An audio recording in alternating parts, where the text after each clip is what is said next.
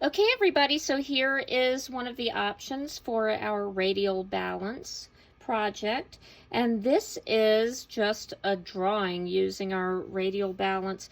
And so this one here is in my sketchbook. You can see the right here. So to find the center of my paper, I had to just fold it while it was in here. So what I did is I folded corner to corner here, and then I did the other direction, and that gave me that central point. And that just makes it a little bit easier to have your paper kind of divided into sections. If you're using paper that's not in a sketchbook, this is just a piece of computer paper, and you can leave it just like this, but a lot of times I like to make my paper into a square. So if you want to do that, and we have talked about this in some other things, I believe, but if we fold this paper right along so your edges are matching up, and then I'm going to fold that down. Now this piece needs to come off, and I actually don't have scissors handy, which is not a bad thing, because then I can show you how to get that piece off without scissors. I'm going to just fold this, and I think I'm going to turn it this way. I think it'll be a little bit easier. Fold it right along, and I'm going to crease that down really hard. I didn't quite get to my edge. I'm going to fold that a little bit more.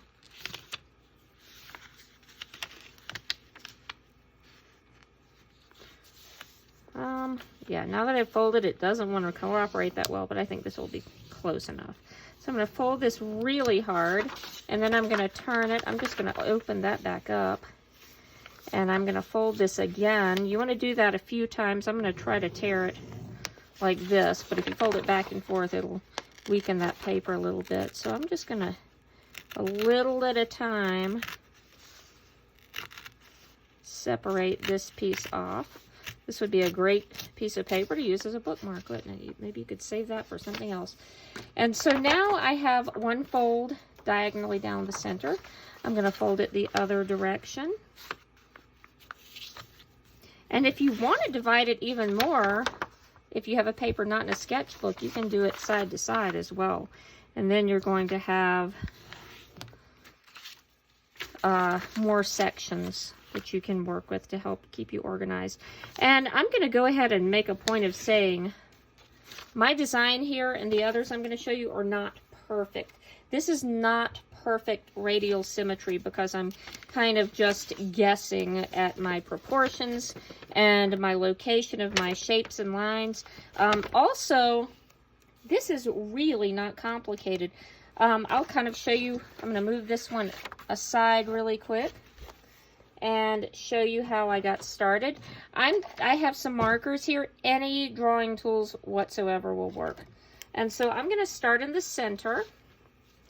Going to add just a little dot here. Little central dot that I'm going to work around. And if you are someone that really is one of my perfectionist artists and you want to sketch in shapes with a pencil, that's absolutely fine. But I'm just going to go ahead with a marker so you kind of get an idea. And so I have all these existing lines from my folds. So I'm just going to put a little short line, and you can see I'm not doing any kind of measuring. I'm just guessing to try to make it as much the same as possible. And in another one of our options, we'll talk about how to make it a little bit more, really match up with a transfer technique. But for this option, we are just doing the best we can with this. And so a dot and lines, super simple, right? And so then I can think, what do I want to do to this to make it maybe a little bit more interesting? Maybe I want to make some curved lines here. And normally I do give it a little bit more thought, but I don't want this video to be super long for you. And let's just go with another color here. How about some green? I feel like there's a lot of space right in here. So I'm going to put some little dots in between these shapes too.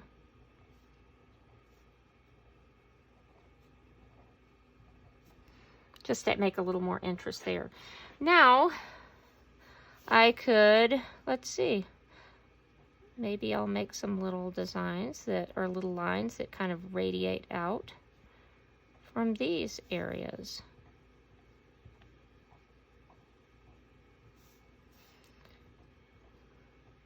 I'm already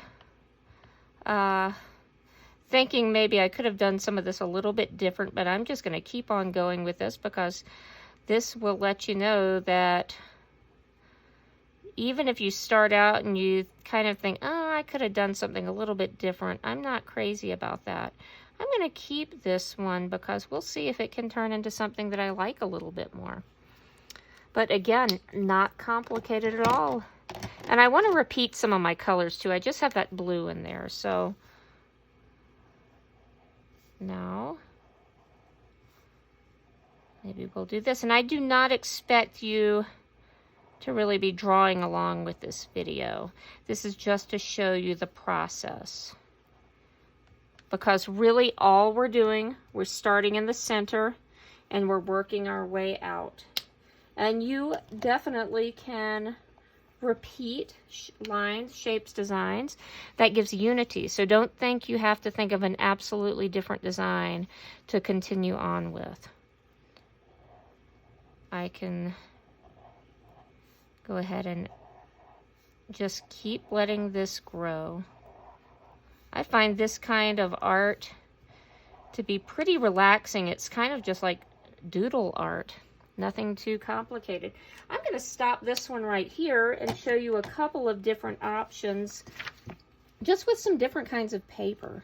And so this one is done on black paper. I don't know how many of you have black paper laying around, but just to show you another option, I know that's kind of big and might be hard to see the whole thing. But this again just started in the center, a dot, and there are some lines, and then kind of some outlining. And this is done with crayon and colored pencil because that shows up fairly well on the black paper. If you have oil pastels, that looks beautiful on black paper if you want to try that out. Markers really will not show up unless you're using some kind of fancy paint markers or something. But this one is just the same thing. You can see that it started in the center and then it just grew out to the edges. One more option I'll show you. This one is more of a little bit of a snowflake appearance, and this is on blue paper obviously, and this is with a white colored pencil and some white crayons. And so this is pretty old, but I do believe this one had a little bit of a straight edge to help make those lines. But you can see there's just again starting in the center and then making some lines out, and then these were just attached with curves, and then some other lines, and so it just kept growing. And so feel free to experiment. This is really difficult to mess up on. Start in the center, work your design out, and don't worry if it's not perfect. Obviously, I did a lot of rushing through my designs here, and I will say all of these took more than one art class to complete. It was just a little process of working on it a little bit of a time. And this one definitely took more than one art class. But again, if you look, there are no complicated shapes here at all. They all started off simple, and then just a little bit more filling in, a little bit more coloring, adding other lines, and you can really end up with some pretty awesome artwork. I can't wait to see yours.